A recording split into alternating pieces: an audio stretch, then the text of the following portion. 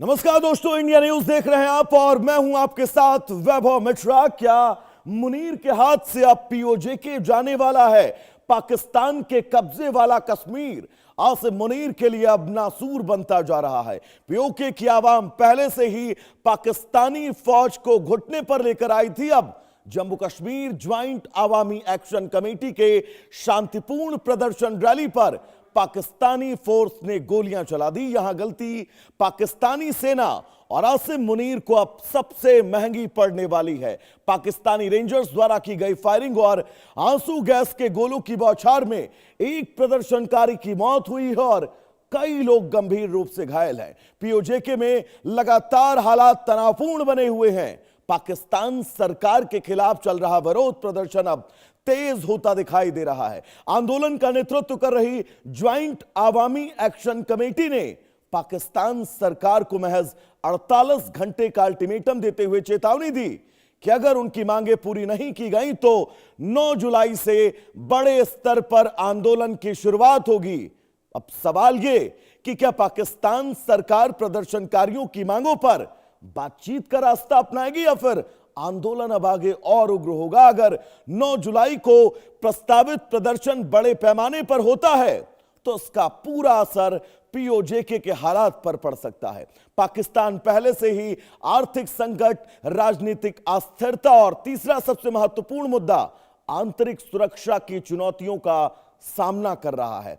ऐसे में पीओजे में बढ़ता असंतोष सरकार के लिए अब नई चुनौती बन सकता है। इस मुद्दे पर हम खास मेहमानों के साथ चर्चा करेंगे, लेकिन जो तस्वीरें पीओजे से सामने आ रही हैं वो तस्वीरें हैरान परेशान करने वाली हैं।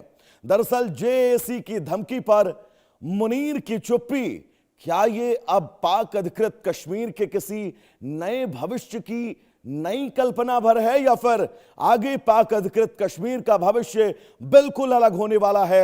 ये वो तमाम मुद्दे हैं जिन मुद्दों पर आज विस्तृत तौर पर बातचीत करते हुए हम नजर आएंगे, क्योंकि ये समझना बहुत जरूरी है।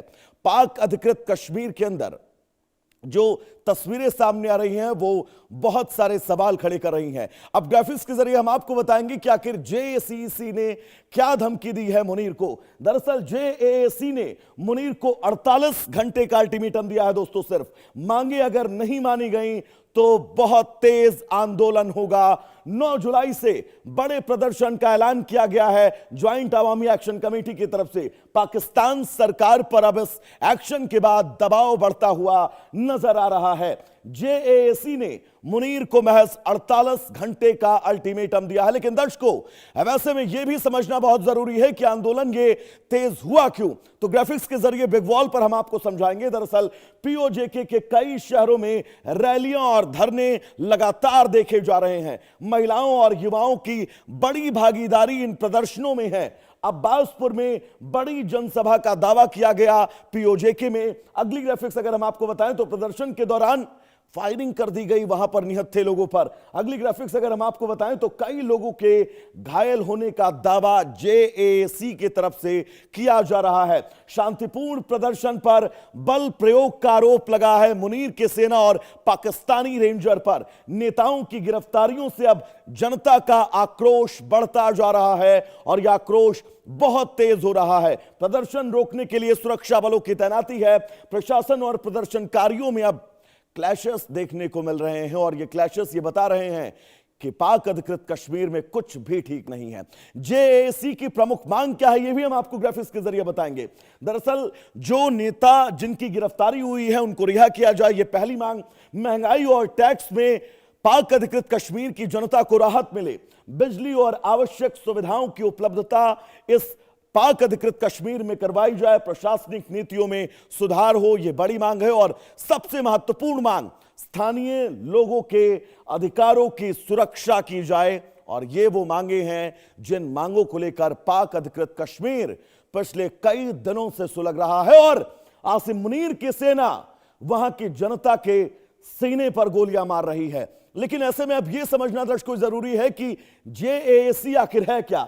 दरअसल इसका गठन साल 2023 में किया गया। ये वहां का एक संगठन है। गठन का कारण है प्रॉपर्टी टैक्स के विरोध से इस संगठन की शुरुआत हुई।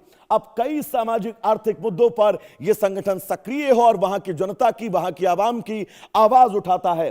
पूरा नाम इसका है Jammu Kashmir joint Awami action committee. यानी कि 2023, 3 साल पहले जिस संगठन का गठन किया गया था, आज उस संगठन के हजारों लोग सड़कों पर हैं, प्रदर्शन कर रहे हैं, उनकी मांगे हैं। लेकिन इन मांगों के भी समझना यह कि वहां की सरकार, वहां